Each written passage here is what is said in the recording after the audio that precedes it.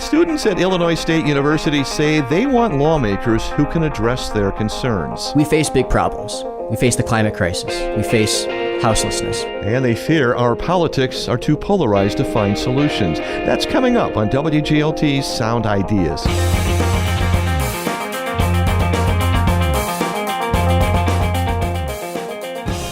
Good evening, I'm John Norton. Also on today's show, it's 4 weeks from Election Day, and we preview two primary races.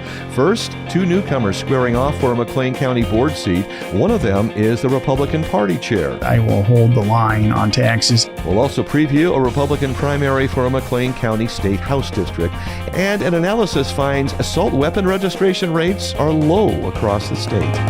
Those stories follow a Bloomington Normal News update. This is Sound Ideas on 89.1 WGLT and WGLT.org, part of the NPR network.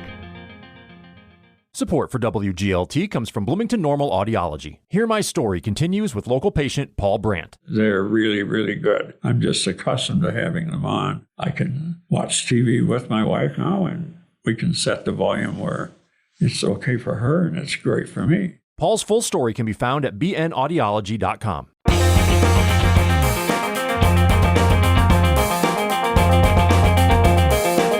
From the campus of Illinois State University in Normal, this is WGLT's news magazine, Sound Ideas.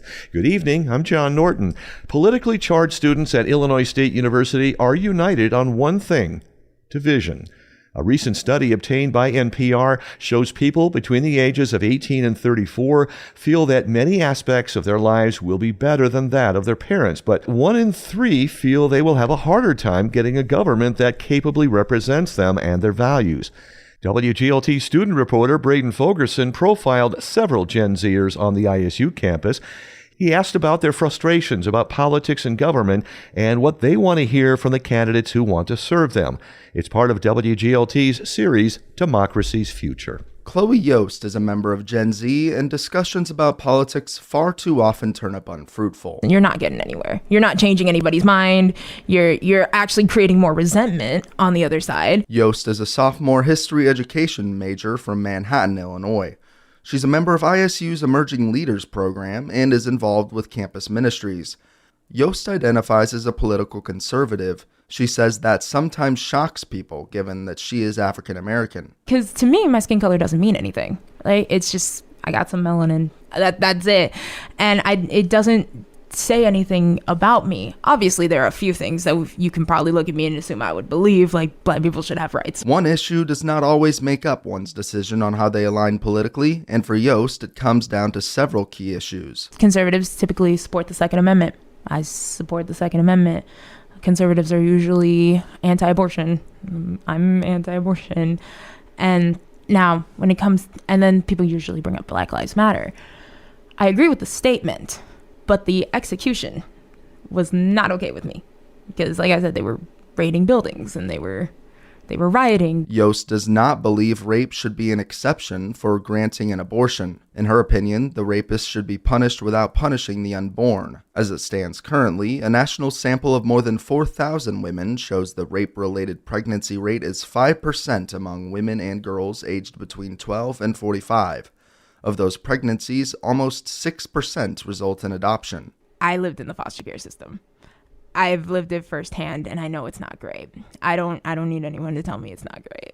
Yost believes that this problem could be solved if the money Planned Parenthood receives is instead put into the foster care system. ISU graduate student Stephen Lazaroff from Orland Park also got his start in politics by looking at it from a conservative perspective. There was a turning point in his life that led him to reconsider his political beliefs. The shift was sparked when Lazaroff was confronted with a sign in support of a pro-gay marriage referendum when he was a student at the University of Miami in Ohio. I wasn't a bigot, but I definitely had bigoted beliefs, right? Mainly just because I was uncomfortable and I didn't know how to deal with it. So what happened was I became very uncomfortable when I saw that, and I then became uncomfortable with my discomfort. Another key moment for Lazaroff was when he first got arrested. Lazaroff was in Chicago during the 2011 Occupy Wall Street movement. That was really truly a moment of radicalization for me because people were putting up tents and people were going to stay there as long as they could. So they were going to take trespassing arrests. And so the question was put to me, I put the question to myself, am I going to get arrested for the first time? Lazaroff decided to stay and was then arrested and taken away, along with hundreds of other protesters. By now, Lazaroff is a PhD student and member of the ISU Grad Workers Union. He now considers himself a part of the contemporary abolitionist movement. It comes out of the kind of original abolitionist movement that we think about in the 19th century, fighting to end chattel slavery. Lazaroff, who is white, says that the movement continued through W.E.B. Du Bois, who argued that slavery continued by another name following the Reconstruction era. It embodies itself in white supremacy, the police murder of black folks. Lazaroff adds it goes further today than just trying to end those issues, but toward creating a whole new world because of how deep those issues are embedded in society. To Lazaroff, the most important issue at hand is political involvement. I want people to care about fighting fascism, not just every 2 years or 4 years, but to see the connections between the fascism of Trump and, it is difficult to say, but the fascism of Biden. Look at the amount of prisoners we have in this country. That is an everyday fascism. Lazaroff names the climate crisis, homelessness, abortion rights, and white supremacy as issues to be addressed this election cycle. To him, the expected Biden-Trump rematch could never result in a solution to those problems. I'm probably in the minority on that because I'm on the left and I'm a Marxist. But for me, the two of them are not as different. There are a lot of issues with everyday American life that we don't interrogate because they're just so natural. Frustrations over the two leading presidential candidates are also felt by Ben Howell, a junior mass media and history student from Coal City. Every study I saw was an overwhelming amount of voters said that they absolutely didn't want, but what we're getting at. Howell says he feels that the attack on the U.S. Capitol on January 6, 2021 remind us that there are still some hostilities between Americans. The very notion of that event kind of showed the potential, at the very least, that we would have to get rid of some of our democratic values. Or even historically, we haven't always ethically practiced democracy either. Howell says he wouldn't argue for any abrupt changes to how the government is elected, though he says there are flaws in the way democracy is practiced in the United States. We're here for nearly 250 years, and countries that come after want to set up their government like ours sometimes. It's pretty effective as it is. Howell argues that one of the most purely democratic ways to make change is through referendum, when people vote directly on a potential policy change rather than electing an official who promises to do so. Democracy functioning in that form, especially at the local level, would be why Howell still feels strongly that every vote matters in an election. J.N. Benson, the director of the ISU chapter of the American Civil Liberties Union, also believes in the strength of democratic participation. Benson learned about politics through her parents' discussions, starting with the 2008 election of Barack Obama. My parents didn't always agree politically. I didn't always agree with my parents politically, but having open dialogue and promoting those kind of conversations at the dinner table or wherever we were allowed for me to formulate my own decisions. One way Benson was able to put her knowledge to the test was through her participation at Model UN, first in high school in the suburban Chicago community of Homewood, then later at ISU. The experience taught her how different making change becomes when it requires collaboration. There's nuances, there's levels. You can't just have it your way and just fix the world all at once.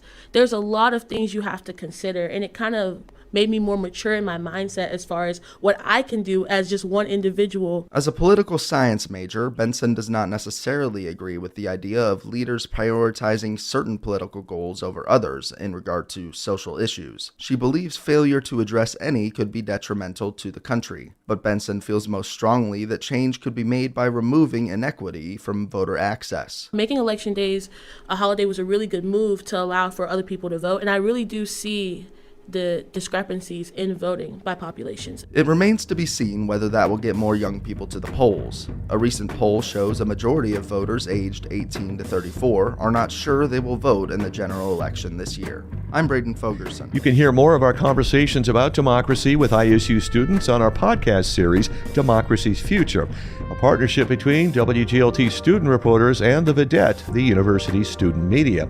New episodes drop every 2 weeks. Tomorrow on Sound Ideas, the Bloomington Normal Black History Project has been collecting oral histories for more than 40 years to tell the stories about people of color living in the community. Many of those stories have been untold until recently. Musicians who got their start in Bloomington recently gathered to share how they eventually found their safe spaces in the local music scene. There were some places that we weren't allowed to go. Talking about places blacks weren't welcome, well, they weren't welcome in the Empire Lounge. And now I'm in there. I own the joint. The McLean County Museum of History hosted a panel discussion on the history of black musicians in Bloomington Normal. You'll hear portions of that presentation on tomorrow's Sound Ideas. This is Sound Ideas, WGLT's news magazine. I'm John Norton. The McLean County District 2 seat on the county board is open for a candidate in either party to take over, and there's already interest from both sides. Raul Martinez is running unopposed as a Democrat, but 2 Republicans are vying for a chance at the Republican seat on the general election ticket. WGLT's Melissa Ellen has more on the Republican candidates. District 2 is one of the largest districts geographically, covering much of southeast rural McLean County. As of 2021, there were roughly 17,000 residents. Republican Jim Soldner represented those residents for 16 years, but he will not run for a 5th term. Dennis Grunler of Downs and Mike O'Neill of Aerosmith are duking it out for the Republican Party nomination in the hopes of replacing Soldner. Grunler is the current head of the county GOP. He says he wants to be the conservative voice for constituents. I will hold the line on taxes. I will make sure that we are fully funding anything that has to do with our public safety, police, and anything else. I'll be talking to the people about and seeing what they want. Grunler says that he doesn't have specific items on his agenda because he doesn't have any packets yet and isn't an incumbent. However, his other areas of interest include business, agriculture, and schools. Outside of his campaign, Grunler has 8 children, is on the Downs Fire District Board, and considers himself an active participant in the community. He says he volunteers frequently. Part of his reason for running, Grunler adds, is because he's concerned about opponent Mike O'Neill's platform, specifically that the candidate may be looking to raise taxes, though Grunler says he's only heard rumblings. Grunler hasn't connected with O'Neill himself, though he says he's tried. WGLT reached out to O'Neill multiple times for comment via email, text, and phone call, but the candidate didn't respond. While O'Neill doesn't appear to have a campaign or platform information available online, current District 2 Representative Jim Soldner says he works with him on the Dawson Township Board. He's lived in the area for quite some time. I know he's involved in the agriculture, and so that's kind of how I knew him. After serving the district for over a decade, Soldner says he knows certain issues like farming are of interest in the area. Soldner adds that he's not going to publicly advertise his candidate of choice. He says Grunler and O'Neill are both good options. I think it's important to get a strong conservative voice and maintain that voice on the county board. Soldner says a large part of representing District 2 is giving the rural constituents a seat at the county table and representation in larger politics. I'm Melissa Ellen. District 2 encompasses all or part of the following townships and villages: Aerosmith, Bellflower, Cheney's Grove, Dawson, Downs, Empire, Old Town, Randolph, Towanda, and West. The primary is March 19th. Early voting is already underway. What happens if a factory in West Virginia is making people in Pennsylvania sick? Air pollution doesn't respect state borders. The Clean Air Act requires states to protect the health of the people downwind of them, even if they're in a different state. Now, the decades-old requirement is coming before the U.S. Supreme Court. The future of the so-called good neighbor provision tomorrow on Morning Edition from NPR News. I'm co-host Dave Martinez. Join us for Morning Edition weekdays from 4 to 9 a.m. on WGLT. This is Sound Ideas on WGLT. I'm John Norton. An Illinois House district that runs north of Bloomington Normal has a primary race on the ballot. It's a rematch of sorts, as WGLT's Eric Stock reports in this story that first aired last fall. Dennis Tipsord of Metamora says he's just starting to learn how the state capitol operates. My eyes have been opened to so many issues in Springfield that, you know, as those of us who've sat on the sidelines for our lives and not been a part of politics, it is a bit shocking to see exactly how our government in Springfield works for us. Tipsord says he is seeking a second term as state representative for the 105th District.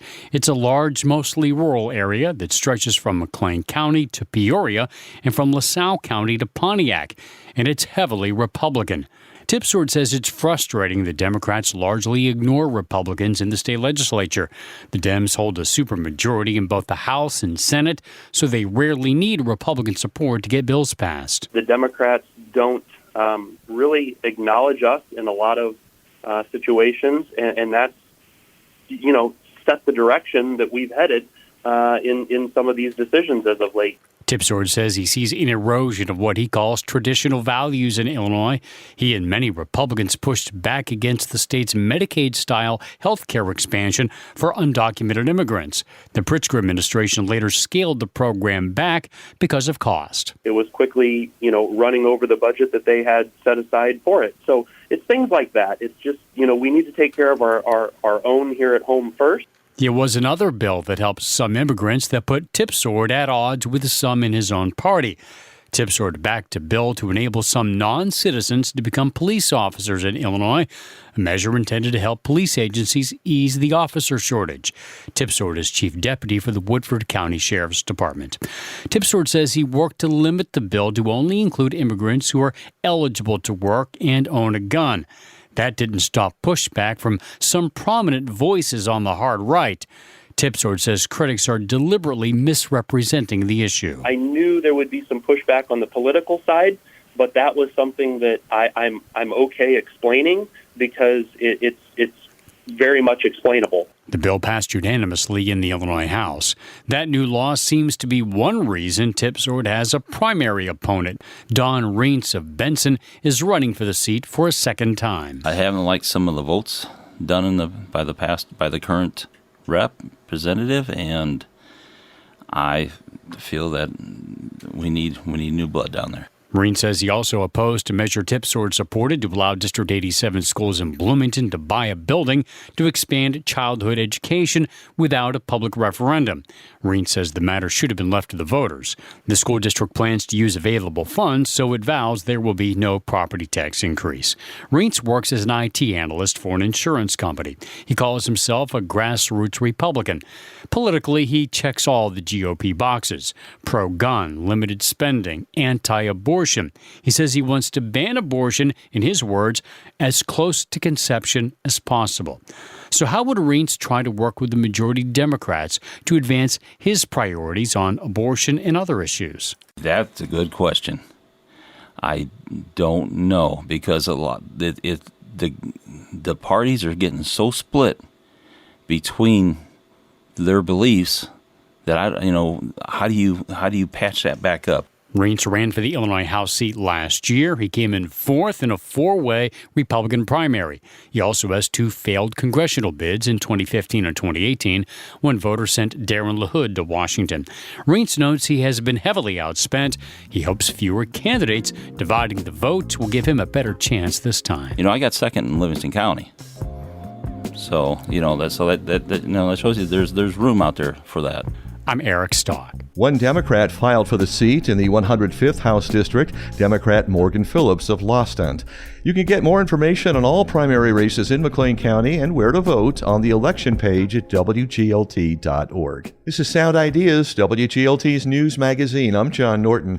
Illinois lawmakers adopted a statewide ban on the sale of assault-style weapons over a year ago. The measure allowed people to keep firearms bought legally before the ban took effect if they register their weapons.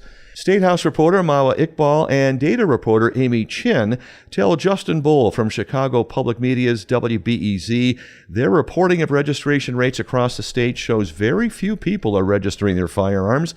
Here's Amy Chin. Data from the Illinois State Police shows that there were 29,000 people registering banned assault weapons, ammunition, and accessories before the January 1st deadline under the law, which is called the Protect Illinois Communities Act. But just to put that number into context, we looked at the registration rate among licensed gun owners and found that 29,000 number actually represents just 1.2% of all licensed gun owners in Illinois. Yeah, 1.2% seems very low.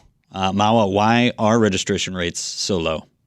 Yeah, so I was talking to Adam Winkler earlier this week. He was a UCLA professor who studies gun policy, and he was saying that, Illinois is not unique in the sense that any gun registration historically in any part of the country has been quite low. Registration rates have been quite low. And he says that the biggest reasons for this is that, one, people may not even know that the law exists. They just don't maybe pay attention to the news or they're not familiar with gun policy, so they just don't know that they have to register. There's also, quite a few people who own these types of firearms who do so out of a political statement or they want to sort of make a statement that, no one has the right to take my guns away. There's that reason. There's also, in Illinois specifically, many different lawsuits have been filed against this law, challenging it on its constitutionality, both in state and federal court. And it's something that I've been hearing, too, that people are really confused as to, what were the outcomes of these lawsuits? Is the law still in effect? So there's also that to consider. Right. And Amy, you looked at registration rates by county as well. Were there certain areas that had higher or lower registration rates? Yeah, definitely. Statewide registration rates are low, but we found that the lowest rates were actually in rural counties downstate. So places like Jasper, Calhoun, White counties, they had the lowest rates. But the places with the highest rates were these more populous counties around urban centers like Kendall and suburban Chicago. But one outlier actually was Cook County itself, which is by far the most populated county in the state. But it actually had a registration rate that was lower than most other urban counties. And we think that might be because, it had a similar assault weapons ban put in place over a decade ago in 2013. Interesting. Mao, what's been the response from local law enforcement in these rural downstate counties? There isn't really a way for law enforcement to really enforce the law. Like, it's not like they are going door to door knocking on people's, doors to be like, hey, do you have an AR-15? And if so, is it registered with the state? But regardless of that, when this law first went into effect a year ago, we counted that there were about 80 or so sheriffs across the state that said that they were not going to be complying with this law. Yeah, a lot of people downstate really were upset with the law and found it to be unconstitutional in the sense that it violated their Second Amendment rights to bear arms. A lot of the lawsuits that I mentioned earlier that were filed in state and federal courts were coming out of downstate courts and people who represented downstate gun groups. So it's definitely, there's been a lot of contention from this part of the state, for sure. That was State House reporter Mawa Iqbal and data reporter Amy Chin speaking with Justin Bull from WBEZ. And that's Sound Ideas today. WGLT's news magazine is made possible in part by Bloomington Normal Audiology. I'm John Norton with story help from WGLT's Melissa Ellen and Eric Stock. You also heard from WGLT student reporter Braden Fogerson. Ryan Toohey edits the show. You can find all of our Sound Ideas interviews and stories at WGLT.org, and you can subscribe to Sound Ideas on the NPR app and wherever you get your podcasts. And we'd love to know what you think of Sound Ideas. Comment on our Facebook page. We're WGLT FM. At WGLT News is our handle on Instagram and Threads. This is 89.1 WGLT and WGLT.org, part of the NPR network.